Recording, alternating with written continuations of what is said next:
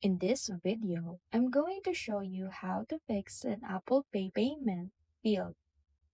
First, check your wallet app and your bank or card account to make sure your card is active, has sufficient funds or credit, and that all billing information, including zip code and expiration date, is correct.